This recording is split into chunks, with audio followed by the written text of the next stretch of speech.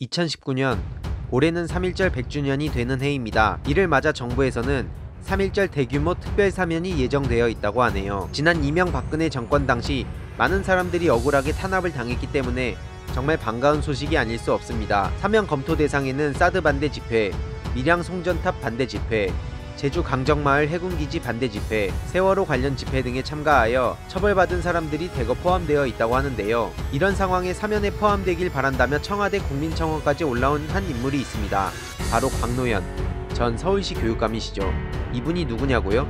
짤막하게 설명드리겠습니다. 광노현 전 교육감은 지난 2010년 6월 2일 34%의 득표율로 서울시 교육감에 당선되었습니다. 오래전부터 그는 굉장히 진보적인 철학을 가지고 활동해온 법학자였습니다.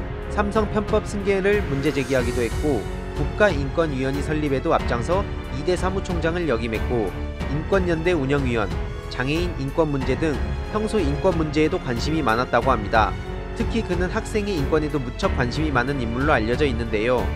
오늘날 학생들이 가장 반길 만한 체벌금지 정책을 실시한 첫 교육감이기도 합니다. 아무튼 그런 그가 당선 2년 만에 교육감직을 상실하게 됩니다. 도대체 무슨 일이 일어난 것일까요?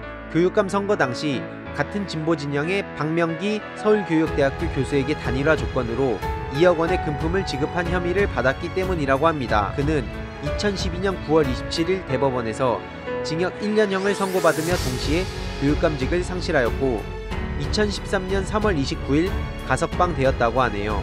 이로 인해 10년간 선거권 및 피선거권을 제한받게 됩니다. 아니, 금품을 지급한 거면 잘못한 거 아니에요? 물론 얼핏 보면 그렇게 보일지도 모릅니다. 그러나 사건을 좀 더 자세히 들여다볼 필요가 있습니다.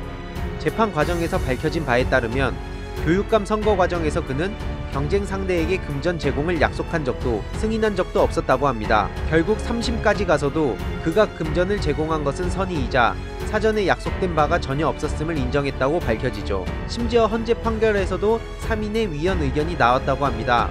나머지 6인의 합헌 의견도 선거 비용 보전이 선거 공정성에 대한 국민의 신뢰를 저해하는 정도에 이르지 않는 것으로 판단된다면 대가성이 존재하지 않는 것으로 해석될 수 있다 라고 지적하기도 했고요. 쉽게 말해 3심 재판 과정에서 광노현 전 교육감은 일반적인 후보 매수죄로 처벌받은 것이 아닙니다. 그를 사후 매수자라고 판결했다고 하는데 이는 대한민국 70년 사법 역사상 유일한 사례라고 하네요. 사후 매수죄란 사전에 후보 사퇴와 관련한 어떤 대가 약속도 없이 선거가 다 끝난 후 상대방에게 금전적 지원을 한 것을 처벌하는 조항이라고 합니다. 심지어 검찰 측에서도 수사 초기에는 후보 매수죄를 확신했으나 수사 진행 과정에서 사후 매수죄로 전환시켜버리죠. 정치적 공세의 피해자 광노현, 몇 가지 이해가 안 가는 부분들이 있습니다. 가장 대표적으로는 이와 비슷한 시기에 상징적 사건이 하나 터지죠. 바로 오세훈 전 서울시장과 광노현 전 교육감의 무상급식 주민투표입니다.